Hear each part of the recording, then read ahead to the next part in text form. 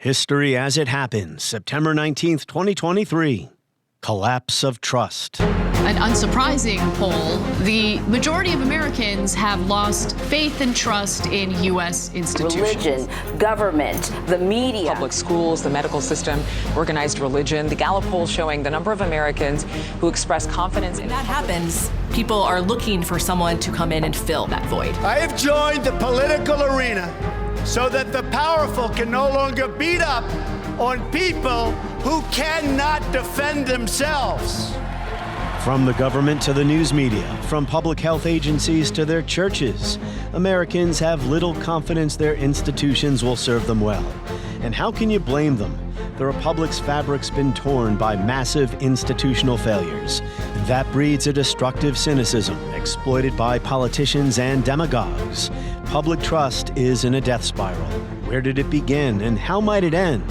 That's next as we report history as it happens, a podcast from the Washington Times. I'm Martin DeCaro. Tonight I want to speak to you of peace in Vietnam and Southeast Asia. Well, it seems now more certain than ever that the bloody experience of Vietnam is to end in a stalemate. I shall not seek, and I will not accept, the nomination of my party for another term as your president. I had no prior knowledge of the Watergate break-in. In the House of Representatives, there is not a member left who thinks the president will not be impeached. I shall resign the presidency effective at noon tomorrow.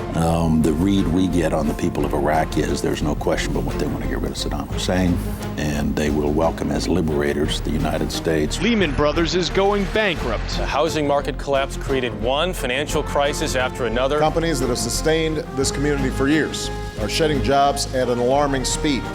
The people who've lost them have no idea what to do or who to turn to. A new survey from the Pew Research Center finds the nation increasingly distrustful of the federal government. People have got to know whether or not their president's a crook. Well, I'm not a crook. I've earned everything I've got. Americans who lived through Vietnam and Watergate witnessed a watershed moment, or decade really, in public attitudes toward important pillars of American life. According to the Pew Research Center, the erosion of public trust in government began in the 1960s. The share, saying they could trust the federal government to do the right thing nearly always or most of the time, reached an all-time high of 77% in 1964. But within a decade, a period that included the Vietnam War, civil unrest, and the Watergate scandal, trust had fallen by more than half, to 36%. I had no prior knowledge of the Watergate break-in. I neither took part in nor knew about any of the subsequent cover-up activities. I neither authorized nor encouraged subordinates to engage in illegal or improper campaign tactics. According to Pew, by the end of the 1970s, about only a quarter of Americans felt they could trust the government at least most of the time. So maybe Jimmy Carter had a point. It is a crisis of confidence. It is a crisis that strikes at the very heart and soul and spirit of our national will. Well, trust in government did recover some in the 1980s before dipping again, and then it shot up again after 9/11. People looked to their government to protect them in the climate of fear and uncertainty brought on by the al-Qaeda attacks. That trust was squandered. In the Battle of Iraq, the United States and our allies have prevailed. The forever wars in Iraq and Afghanistan, the subprime mortgage crisis, an array of scandals and failures left public confidence in institutions, and not just government, in the basement. A Gallup poll this year found the medical system, churches, big business, big tech, the news media, criminal justice system, all held in low esteem. So by the time the coronavirus pandemic arrived in 2020, George Packer of The Atlantic wrote, "It found a country with serious underlying conditions and it exploited them ruthlessly. Chronic ills, a corrupt political class, a sclerotic bureaucracy, a heartless economy, a divided and distracted public had gone untreated for years." Packer writes that the United States responded to the virus like a failed state. Well, in a moment, we'll speak to historian Niki Hemmer of Vanderbilt University. Her scholarship and teaching focus on the interplay of social movements, electoral politics, and political culture. She is the author of Partisans, the conservative revolutionaries who remade American politics in the 1990s. And she's been on the podcast several times before. You can search for an episode titled Buchanan's Party if you'd like to hear one of our recent conversations. But first, my colleague here at the Washington Times, culture reporter Sean Salai, has been working on this issue, the collapse of public confidence in major institutions. Sean, welcome to the show. Martin, it's great to be with you today. It is your debut. How do you feel about that? I feel fantastic. I've been listening to this podcast for the last 2 years, so it's great to be part of it. 270 plus episodes, and I've had Guy Taylor on and Ben Wolfgang and some of our other colleagues here at the Washington Times. This is your first stop on the show, so welcome. It's great to be with you. We're going to talk about the collapse of public trust in our institutions. But first, what does a culture reporter cover? I mean, culture is a huge field of study, if you will. It's a fantastic question, and a lot of people I meet think that I just review theater performances and sit around and write wine reviews. But really what I do is I cover social trends. I cover education. I cover sort of the so-called culture wars, but I don't cover public policy. So basically anything short of politics, although as we know, everything has a political implication, as your show so well especially demonstrates. Now. Yeah. Well, culture matters, and when we call something a culture war issue, that can sound like we're belittling it. But I don't know, there is a lot of trivial and petty stuff out there now, isn't there? Absolutely, and one of the unfortunate things we've seen in recent years is that things are getting more partisan and more politicized, things that we wouldn't have thought about as politicized 20, 30, 40 years ago. It's so predictable, too. Just take the Bud Light marketing mistake, with the transgender influencer. I don't even remember this person's name. I mean, that caused a dust-up that went on for months and months and months. So is that trivial, or does it actually really matter? Does it reflect something larger in the culture? Well, I think it does matter, and it reflects the fact that people are more conscientized, more aware of social issues than in the past. And we see this on both the right and the left. People have this greater awareness of how culture is used, how institutions affect people. And so we see this kind of push against wokeness from people on the right. But in a way, they're part of the same trend. They themselves are pushing back against things like corporate America that they didn't traditionally push back against. We have business culture. There's all aspects to culture. And this is not new, of course. The editors of the National Review, to cite one example, I mean, they've been pushing back against cultural liberalism forever. In Hollywood, you name it, right? But what we're seeing in recent years is a sort of shift in that. Traditionally, we've had very predictable divisions in that war. And starting in the mid-20th century, when we saw the beginnings of national opinion polling, continuing through the Watergate hearings when Gallup conducted its famous Watergate poll and found that most Americans had listened to some of the hearings, and also did polling on the effect that it had on Republican candidates, which was the subject of my undergraduate degree in history. My senior seminar was on that. We've seen predictable partisan shifts since the 70s. So traditionally, when Republicans are in power in Congress and the White House, Republican voters will be more trusting and more favorable towards those institutions, and Democrats will be down on them, and then it will flip when Democrats take over the White House and Congress. In more recent years, we've seen that sort of partisanship expanding into other institutions. Traditionally, we also saw higher trust levels in corporate America and private industries among Republicans than Democrats. And now we're seeing that shift with this Republican war against the Walt Disney Company, this war on wokeness. You mentioned Bud Light. And so Gallup, Pew, and other pollsters are finding that partisanship is politicizing people's trust in all sorts of institutions we used to think of as non-political or non-partisan, such as the Supreme Court, medical science, and faith in traditional unifiers like public education and religion has also fallen across the board. Well, that was a pretty comprehensive answer. I think that's it. You can go home now. Well, so, the history here is, of course, intriguing because it's the cliche. This all started with Watergate in Vietnam, but there is a lot of truth to that. So you reported for the Washington Times recently, and people can find this story at washingtontimes.com. Recent polls show Americans increasingly distrust science and organized religion, as you just mentioned. government and media, public education and law enforcement, creating what sounds like the background of a dystopian novel. But your article went on to say there is no consensus on where all of this is coming from or where we're headed. So you can kind of continue your prior answer. What can you tell us about that? Well, it could be part of that breakdown of a sense of unity we've had in the country that's really gone back many decades. After the Civil War, there was a sense of trying to unite the country, and the first two world wars did that quite a bit. And as you mentioned, Watergate had an effect. And then just in the last few years, we've seen trust fracturing in various groups. For example, law enforcement with the racial justice protests, they've taken a hit. Over the past year since the Supreme Court overturned Roe v. Wade, attacks from the left have eroded people's faith in it to be nonpartisan. And that builds on a discontent going back to at least Bush v. Gore in 2000, since we've had this long conservative majority in the court. And yet today we're seeing particular vehemence in saying that the court is kind of ethically tainted. Yeah. Since 2020, we've seen attacks on COVID vaccines, which have depleted faith in medical science and big pharmaceutical companies. And certainly we could say the botched public health response didn't help in terms of fueling misinformation and panic. Most of this is coming from the right, but we're also seeing some of it on the left from Robert F. Kennedy Jr. Yeah, no side here has a monopoly on the truth. No side is immune to conspiracy theories, etc. You, in your reporting, spoke to sociologists, historians, theologians, political scientists, and it was hard to find a consensus on where all this is going. But it does seem that there is some, definitely, there's a lot of legitimacy to people's lack of trust in public institutions, yeah?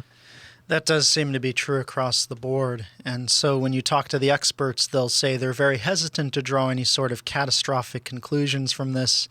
Some will tell you that essentially the diversity of the country is part of why things are fragmenting. And so traditionally, a lot of minority groups never felt represented by these institutions, which a lot of them go back to the 19th century. But in more recent years, as the country becomes more diverse, you're seeing this greater pushback from the right against institutions as well as they try to represent these other groups. There's a lot of distrust on the right now. Absolutely. The growing alliance of public education and big business with so-called left-leaning causes like racial preferences in hiring and college admissions and transgender identity, including participation in women's sports, has alienated a lot of right-leaning and religious Americans from these institutions. Yeah. Their faith in public education, as you know, was never great, but it went from bad to worse.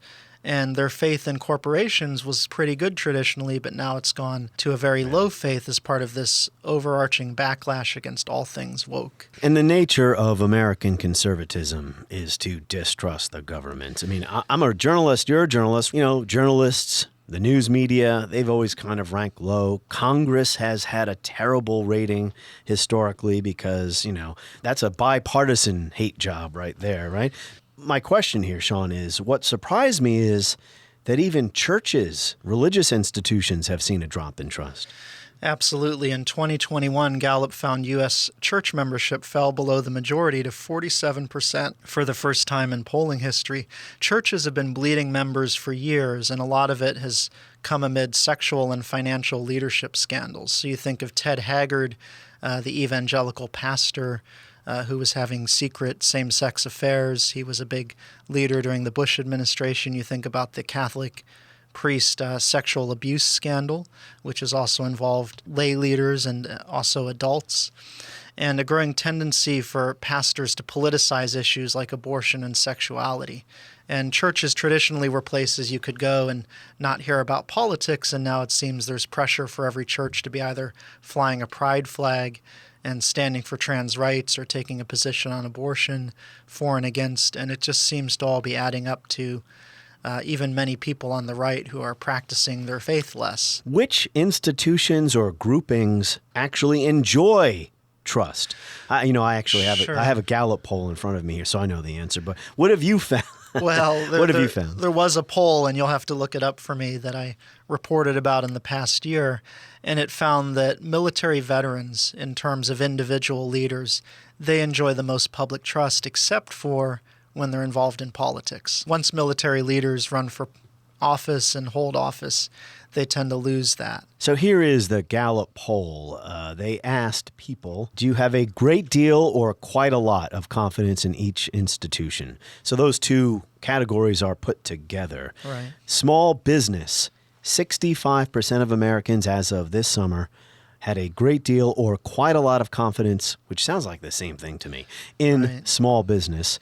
Military was number 2 at 60%. The police were third at 43%. So out of 16 institutions, only 2 are above 50%.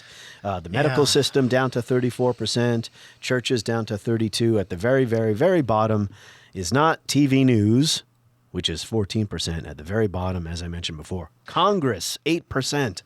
People tend to trust people they know. So when you look at small businesses, they're more likely to trust a local shop owner than they are to trust a big corporation. When it comes to schools, in the polling, we see that Americans will talk badly about education in general, but will tend to give their own schools better marks than they give to education in general.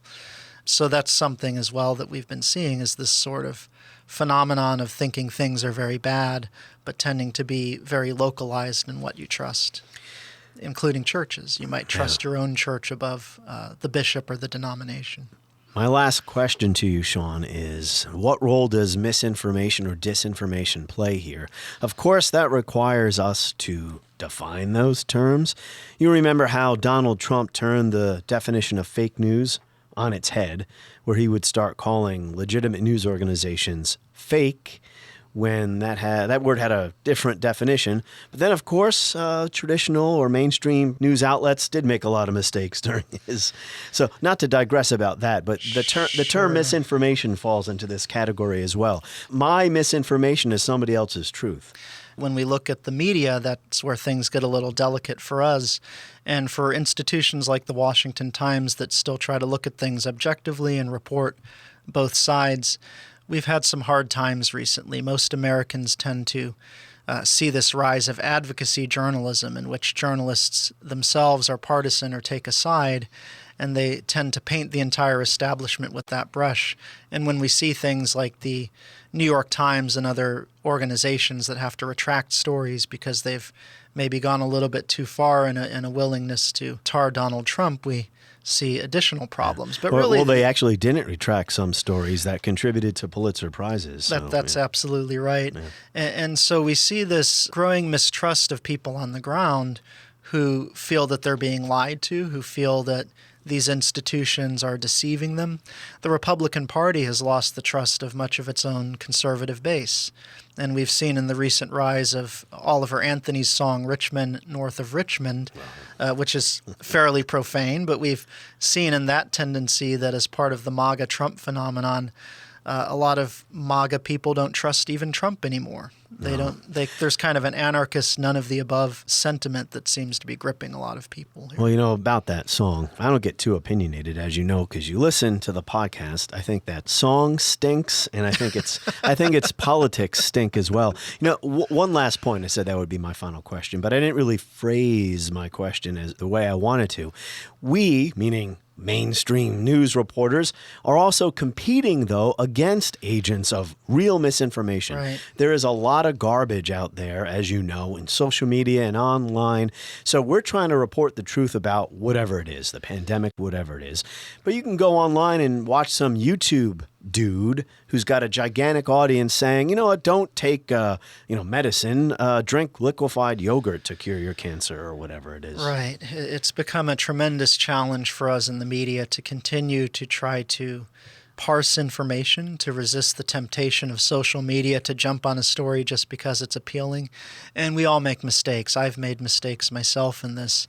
And yet the challenge is to continue to say certain information is trustworthy. And this is what we want to put in front of the public, and to kind of weed out anything that's coming from a perspective of disinformation or misinformation that's being dropped in a way to make a political point or in a partisan way. And so I don't have an easy answer for that, except that we in the media have to work twice as hard than we had to 20 or 30 years ago, even with press releases we may get or organizations that present themselves to us as legitimate. We have to kind of look at that more skeptically than we used to.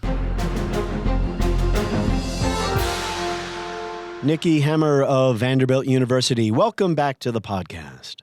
So happy to be back with you. It has been a bit. Time does fly. Pardon the cliche. You were last with me in March. We talked about the Waco anniversary, which kind of folds in to this topic. It's something I've covered recently with some other historians as well. The rise of anti-government populism. I mean, that's related to what we're going to discuss here today, but we're going to broaden our perspective because this problem transcends one party or the other. Across the board, Americans don't trust institutions and almost every institution or major pillar of American life.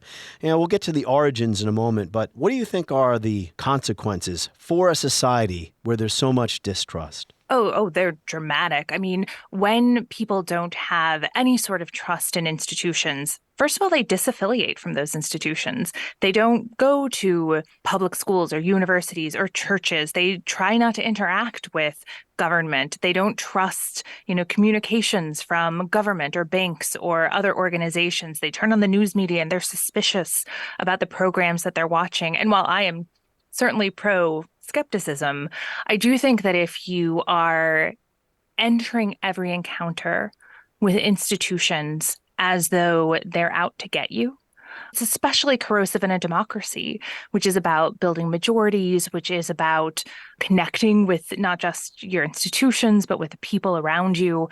And it leads to a broader fracturing of culture. And it leads to, frankly, where we are now. Yeah. It's not great. It leads to sort of like widespread distrust of medical science. It leads to widespread distrust of government programs. It leads to coups and violence and the breakdown of communities. It's a corrosive thing. Yeah, because I've seen stories, not just in this country, but in other countries where people don't trust their institutions, but then the side effect or the consequence of that is they're prone to believing crazy stuff coming from, not legitimate sources, and they do act out on that. They go hunting for people. I mean, there have been stories like this.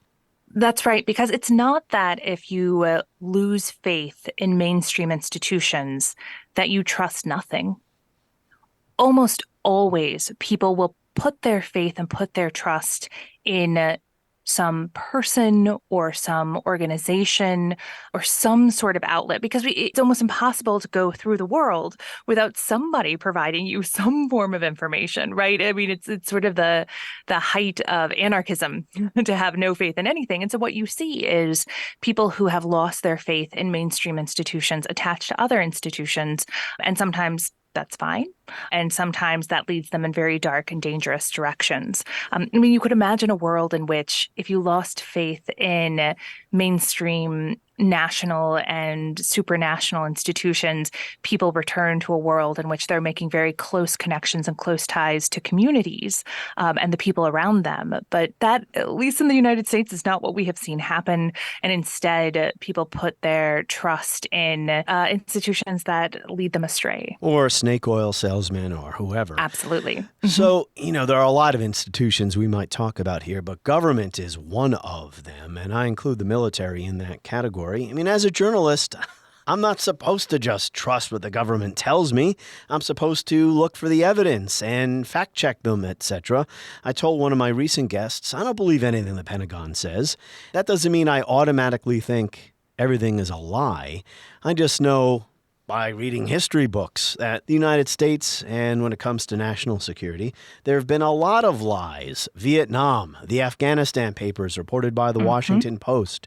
Azmat Khan in the New York Times did a wonderful investigative series about how the United States was not forthright about all the civilians that we were killing in missile strikes. In some cases, i.e. the government, distrust is warranted. I think that's absolutely the case. I mean, think about, and what we often trace these numbers of loss of trust in institutions in the 1960s and 70s, and we'll talk about some of those numbers. But, there is a sharp decline in trust in a variety of different governmental institutions. But you would have to be kind of foolish not to be approaching government more skeptically in the 1960s and 70s. You're learning that the military lied to you about the war, so did the president and Congress. You learn through the church committee that the intelligence communities have gone off their rockers and who have spent the last 30 years not just lying to the American people, but running experiments on the American people, doing assassinations, doing all sorts of things that the American people who had, many of them had thought that their government was good, and now they're learning, oh my gosh, it's a madness behind the scenes. That's right. We're assassinating people, toppling governments. Yeah. You can understand why people lost their trust in these institutions. And I feel like this is so often missing from the conversation. There's a reason people lost their faith in institutions, because those institutions were not trustworthy. And the important thing to keep in mind about that, too, is that it's not that the institutions were like wildly trustworthy and then all of a sudden started acting badly. A lot of the trust in those institutions had been a little blind and a little misplaced. There needed to be less deference to the government. And I think that's an important lesson to take forward. It doesn't mean that you disaffiliate from society. It doesn't mean that you start blowing up government buildings, but it does require bringing a kind of skepticism. And I think also just kind of worth adding in here, imagine if you were a Black American or a Native American and somebody said, trust government.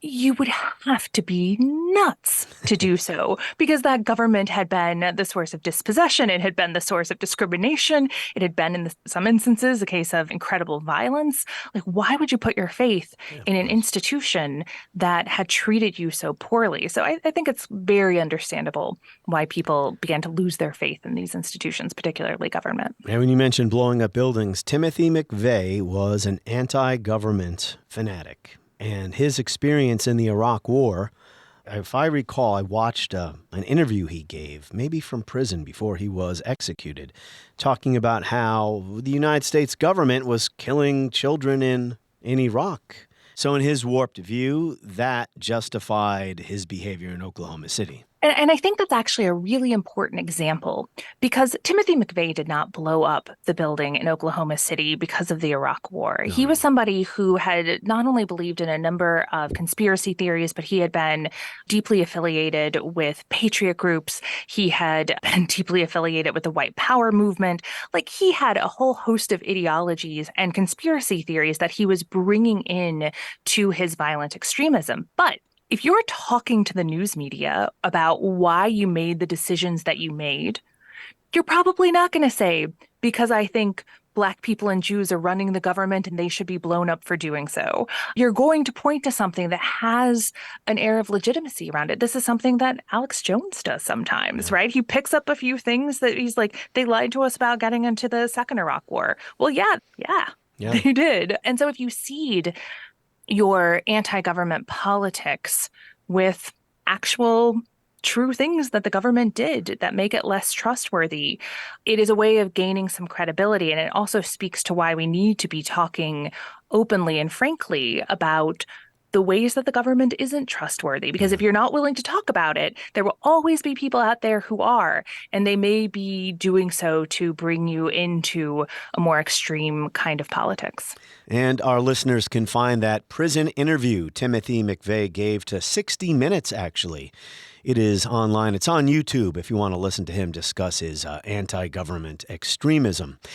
So the cliche is, Americans used to trust their government and institutions until we lost our innocence in the 1960s, JFK assassination, Martin Luther King, RFK, Vietnam, Watergate. But there is some truth to that, isn't there? There is some truth to it. I think that the idea of a perfectly innocent America that always believed in the government is a notion that needs a little complicating. I even think that kind of that golden age of innocence where there was high faith in the U.S. government, that was a pretty short-lived phenomenon in the grand scheme of things. I mean, look at Americans in the late 19th century, early 20th century. They did not have faith in their government. They saw their government as corrupt, full of graft.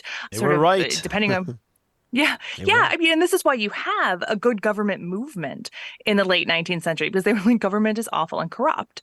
And so that idea that you would have faith in these institutions, in a lot of ways, it's kind of a mid-20th century Cold War phenomenon. The existential risks are so high. And here you have this government that's staffed with experts and scientists, and they're going to take care of us. The world has gotten very, very complicated.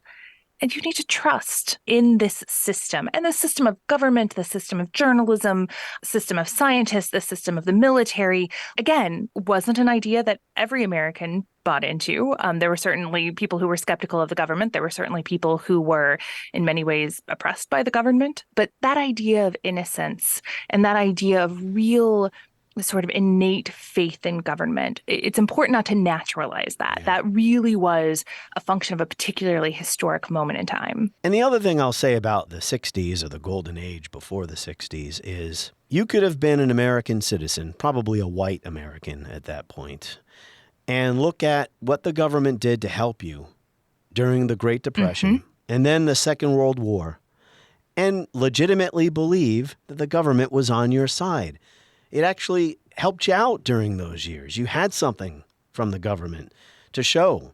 And so I'm just going to look at Pew Research here. It says the 1960s, before our problems, were a period in which Americans had highly favorable attitudes toward the federal government.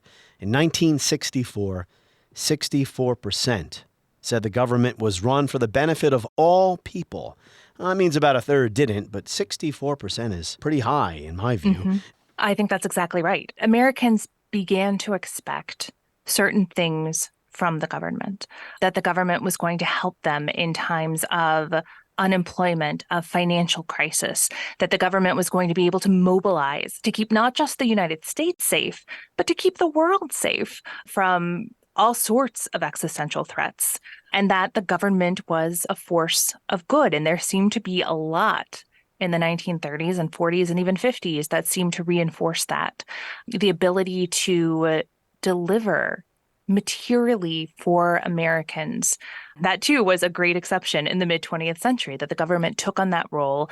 The government affected inequality in the United States in pretty dramatic ways in the mid-20th century. It opened up college education to a whole generation of Americans. Again, mostly white men, because that's who was allowed in, but not exclusively.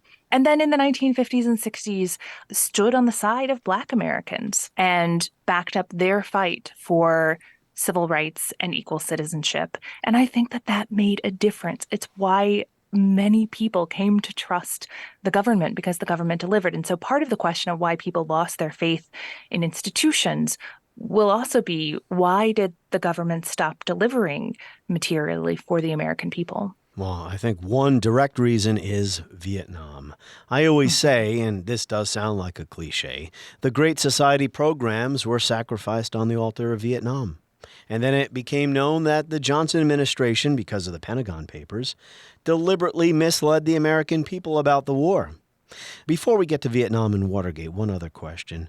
Did people tend to believe what the president said, too? I mean, more or less. It depends which people and which president. Yes. Eisenhower. Eisenhower, a very popular president and a very popular military leader, which I think are not two separate things in his case. But there was a sense that people who had made it to the top of government were worth having faith in. That is not to say that politics were not contentious in the United States. Obviously, JFK was assassinated. He was assassinated while he was in a city that harbored quite a lot of anti-Kennedy sentiment. So again, it's not to say that there wasn't rough and tumble politics. It's not to say that everybody believed in the government, but there was this kind of idea that we should be deferential to some of these hierarchies. And that idea of being deferential to people in power was also part of this trust equation, and part of the reason you got such a big blowback in the 1960s and such fracture in the 1960s is suddenly there are a lot of people saying, should we be deferential to these hierarchies? Maybe not. Yeah. And that includes the news media. Reporters were not anti-Vietnam War. Not at first. They believed what were called official statements or official pronouncements. So it took some time for more critical reporting to appear, and Walter Cronkite on the CBS Evening News, his famous editorial, that took place in 1968. For it seems now more certain than ever that the bloody experience of Vietnam is to end in a stalemate. But it is increasingly clear to this reporter that the only rational way out then will be to negotiate, not as victors, but as an honorable people who lived up to their pledge to defend democracy and did the best they could. Even that was a very measured statement. And I think that those journalists have to be understood in terms of their profession and in terms of the corporations they worked for either huge national newspapers or for one of three networks. Those three networks were putting out programming that had to be acceptable to the majority of the people in the United States. It tended to be kind of bland and non-controversial.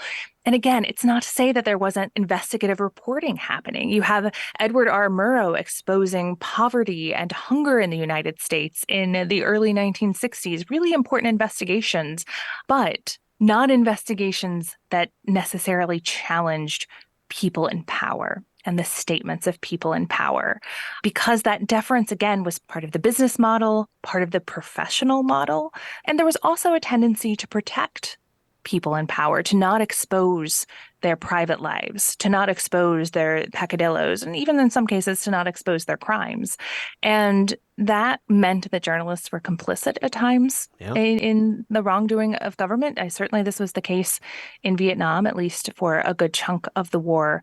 And it's part of the reason why, even though journalists do have this kind of golden age in the late 1960s and 1970s, where they're exposing corruption, when they are winning people over to their side because they seem to be the kind of defenders of truth and right in the face of all of this corruption, that doesn't last very long. And in part because journalists were implicated in the system that they were bringing down. Yeah, as far as I know, and I'm not an expert on this, Congress and the press trailed public opinion when it came to the souring of public attitudes toward Vietnam. They were late to the game. I think the public turned on the war first, but I don't know if that's right. I don't know if that's true. That is correct. Okay. Because the public turns on the war. First of all, the protests had been happening since 64. There had been protests for quite some time.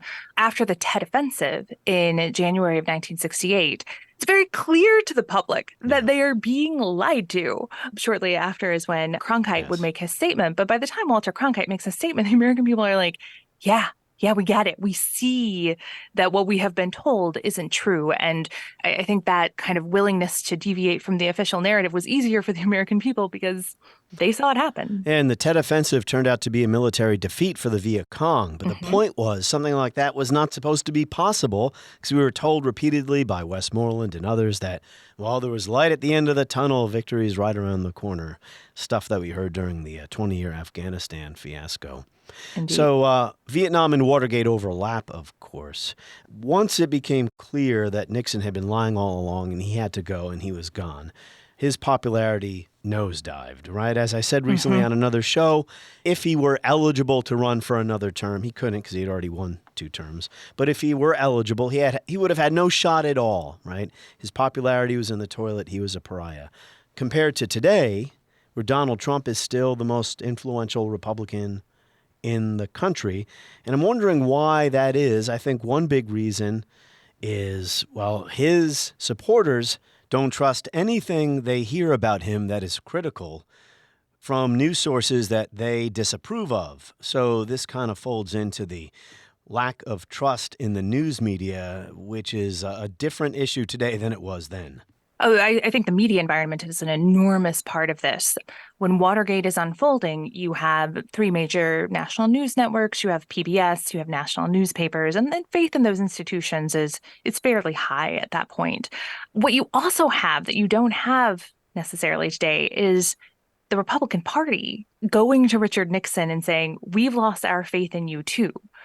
which is something that you don't necessarily have today. You have some elite Republicans who at times will break with Donald Trump, but by and large, the vast majority, not only of Republican voters, but Republican office holders have thrown their lot in with Donald Trump and are unwilling to do the kind of break that leading Republicans and leading conservatives did with Richard Nixon during the Watergate affair. So I think that that's part of it as well. There's also, I mean, when I think about Watergate, it absolutely is a turning point. It's a crisis point in the United States. And it's a point where you could imagine the story going two different ways, because Watergate happens a year or two later is when the Church Committee happens. You're exposing all of this government corruption and wrongdoing, but you're also putting in place all of these new regulations to try to make government more ethical and more transparent and to restore faith in the U.S. government. The War Powers Act of 73, but go ahead, the War Powers Act, strengthening the Freedom of Information Act, all kinds of legislation to make government function in a more transparent and more constitutional way.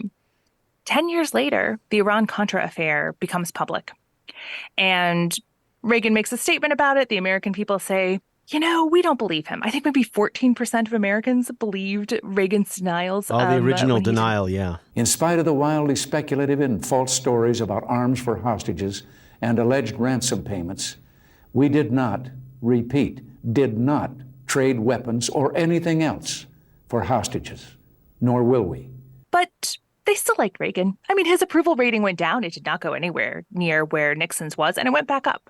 That's right. It was one of those scandals that people said, yes, the president is lying to us.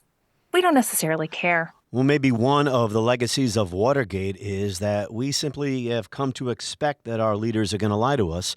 And I don't think the presidency ever really fully recovered from Nixon and Watergate. It absolutely hasn't. The ways that scandal and corruption has surrounded the presidency, but also Congress as well. I mean, think about the spectacle of the Clinton impeachment, where, first of all, it has to do with tawdry sexual relations that hadn't been talked about in journalism until like the 1980s. And now all of a sudden is all anyone can talk about. Now a president is being impeached for lying about this sexual relationship that he had. But I want to say one thing to the American people. I want you to listen to me. I'm going to say this again. I did not have sexual relations with that woman, Miss Lewinsky. And all the people who are responsible for impeaching him also turn out to be having extramarital affairs and scandalous relationships. And a bunch of them resign as well. And you start to get the sense that, nobody's hands are clean. And this is all just like tawdry and everyone's lying. And this is what we should expect from government. What do they call it? The politics of personal destruction was the term I remember. Not only did Americans come to expect corruption, but morality just started to play less and less a role in how they understood and evaluated their presidents. Well, Trump used to say that when he started running for president. The system is rigged and basically they're all corrupt. I have seen firsthand how the system is rigged against our citizens, just like it was rigged against Bernie Sanders. He never had a chance. Never had a chance. So we've been talking a lot about government here. What other institutions have, they all have, but any that surprise you? For instance, at the top of the podcast, I interviewed Sean Salai, who's our culture reporter here at the Washington Times, and churches have even lost trust among their congregants. Churches have. And in fact, if you look at some of the numbers, there's actually a very sharp decline that happens around 2001, 2002. I think it returns to the problem of trustworthy institutions. What's happening in the 1990s and 2000s? The Catholic Church is being exposed as a corrupt and abusive institution. And for many Catholics, including myself, it was one of those moments where you had grown up in an institution that was built upon authority and hierarchy and the priests standing in as an intercessor to God. And here they are, not only using their positions to abuse and hurt other people, But then the bishops were covering for them and the popes were covering for them. And that idea that these were deeply human institutions and deeply abusive institutions. And it's not just the Catholic Church. In the 80s, you have the televangelist scandals, sexual abuse scandals that have been exposed in just about every mainstream Christian denomination. And Penn State football, Joe Paterno, and weren't the Boy Scouts too involved? The Boy Scouts too. I mean, there have been rape scandals in the military. Yes. People used to trust banks. And in some ways, they still do. They still put their money in banks. But if you look at the polling around trust in banks, it has fallen off a cliff. And then you think back to what's happened in the last 15 years, and you're like, of course it's fallen off a cliff.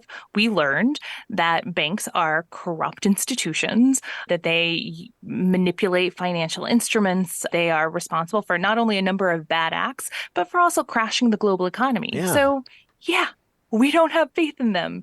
Yeah, the financial system treated the economy like a casino, and they got, I don't want to sound like an Occupy K Street or Occupy Wall Street, they got bailed out, bailing out Wall Street, not Main Street. I mean, that stuff matters. They're still doing it. And so that idea, too, that there were no consequences. But also, again, if you're thinking about the rise in populism and anti-government populism in the United States in recent years, who bailed them out? Yeah. Federal government did. Well, Trump said the system is rigged. Which was also Bernie Sanders' message. Yes, exactly. They're not incorrect about that. About the Catholic Church, as a former Catholic, raised Catholic, sent to Catholic school, now an atheist. It took me too long in life to realize that the Catholic Church is one of the most corrupt and venal institutions in human history. And I think my point here is not just to beat up on the Catholic Church. I just get the sense that almost everyone has let us down. Look, it's a fair statement. It's not to say that there still aren't good people in these institutions. And it's not to say that institutions can't be reformed. I'm not going to speak about the Catholic Church here because I think they're beyond hope. Go ahead. I too do not have much faith that institution is going to heal itself. I think that a lot of the corruption goes far, far, far too deep and is too deeply structural. But that is not to say that there isn't something worth holding on to and worth rebuilding. Because the truth of the matter is, historically, the federal government did some amazing things for the American people. The news media is absolutely vital to a functioning democracy. And this is one of the reasons why people get freaked out about this loss of trust in these institutions, is because these institutions are the backbone of our society. We need them. It's why you see so many initiatives that are about restoring faith in these institutions, because we do need them. I found myself toning down my own anti-government when it comes to, as a journalist, not supposed to just believe what politicians tell us. I've toned down my own attitudes there because there's so much of it out there, and so much of it has gone from healthy skepticism to just anti-government fanaticism. And it's better if the government would just shut down. And by the way, we're heading in that direction again.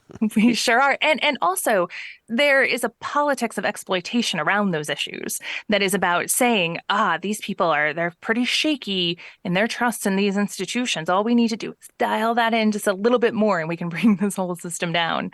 But I think that it's also worth thinking about what is useful and good about these institutions. I mean, think about not only the corruption that's been exposed by news media in recent years, but the work that journalists do in bringing the public much needed information, not just about corruption, but just about the way that the world works, helping us to understand the extent of gun crime in the United States, helping us to understand environmental change and climate change happening around the world. Like, these are absolutely vital institutions, and they're institutions that are doing good work. The federal government continues to provide really important things, whether it's Medicare and Medicaid or Social Security, or, we got through the pandemic in part because there were all of these new programs that made it possible to get children out of poverty, in order to keep businesses open and running, in order to make sure people who were unemployed had enough money to live. And so we need to think about ways not only to talk about those things, but also to acknowledge the failings and to move forward from that point to think about what has to change and who are the people who can help make those changes happen, so that we have institutions worth trusting again. Yeah, because otherwise it's just a self-fulfilling prophecy. Otherwise, it leads us to right where we are now. Yeah. It's not great. So we have to think about different paths forward because we know where this particular path leads. Yeah, because good people then won't want to run for office. And I mean, look at some of the people we have in Congress right now. You see people particularly like leaving the House and the Senate because they feel like they can't do anything there. At the same time, you have social movements across the country that are organizing people for effective material change. So there are political institutions that are working, and we should be paying attention to the ones that are. So since you mentioned Congress, we'll wrap up with this. A Gallup poll did a ranking of, I think it was 16 institutions, and they asked Americans, do you either have a great deal or quite a lot of confidence in each institution? And those two categories kind of sound the same. Quite a lot of confidence and a great deal of confidence. But I guess great deal is the most you can have. At the top of the list is small businesses. 65% of Americans, great deal or quite a lot of confidence. At the very bottom, Congress, 8%. And big business, 14%. The criminal justice system, 17%. Newspapers, 18%. I'm not very happy with that one. But in these low numbers, you can see there is ground for bipartisan cooperation to fix things. You absolutely can. You know, we've talked about this before. The Congress number is always a little tricky because people like their own member of Congress, but not Congress as a whole. And I don't think that you can just do away with Congress. So the only solution we have is to do something to fix these institutions. Yeah, because large tech companies, unpopular. I mentioned the criminal justice system, unpopular. Big business, unpopular. Banks are unpopular. So that would tell you that there are enough people on both sides of the aisle who would like to do something about these institutions. And we've seen bipartisan cooperation on some of these, including criminal justice reform. So, yes, there absolutely is. But the big thing behind Ross Perot in the 1990s was congressional reform, and he won support from both major parties. So I think that you're right about this, and that by focusing maybe on those unpopular areas, we can not only build bipartisan action, but in building bipartisan action, that too is about restoring faith in the process. Let the word go forth from this time and place to friend and foe alike, that the torch has been passed to a new generation of Americans born in this century, tempered by war, disciplined by a hard and bitter peace, proud of our ancient heritage, and unwilling to witness or permit the slow undoing of those human rights to which this nation has always been committed and to which we are committed today at home and around the world.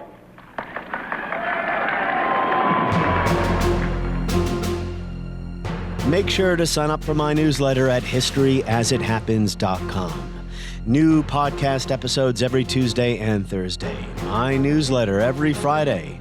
This is a podcast from the Washington Times.